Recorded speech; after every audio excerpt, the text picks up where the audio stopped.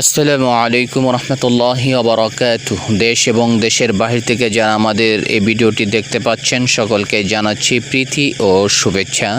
এই মুহূর্তে আমি শাহজালাল আন্তর্জাতিক বিমানবন্দরে অবস্থান করেছি। আমার সাথে 2025-এর কলিংয়ে মালয়েশিয়াতে যাচ্ছেন প্রায় শতাধিক কর্মী।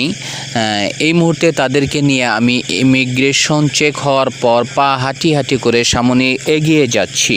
অনেকেই আমাকে ফোন দিয়েছেন অথবা মেসেজও করেছেন যে ভাই, যারা 2025-এর কলিংয়ে যারা যাচ্ছে তারা আদৌ বৈধ কিনা একটু জানার ইচ্ছে হয়।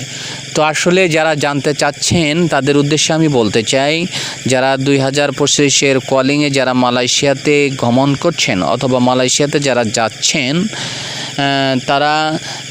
যারা মালয়েশিয়াতে যাচ্ছেন তারা সকলেই বৈধভাবে যাচ্ছেন, অবৈধভাবে কেউ যাচ্ছেন না। এটা গভর্নমেন্ট অনুমোদিত আছে বলেই তারা যাইতে পারতেছেন। তো এই মুহূর্তে আমি একটু ভিতরের দৃশ্যটা দেখাচ্ছি। দেখেন আমরা ভিতরে আছি, অবস্থান করেছি ভিতরে। দেখেন ভিতরের দৃশ্যটা যদি আপনাদেরকে একটু দেখাই অবশ্যই বুঝতে পারবেন।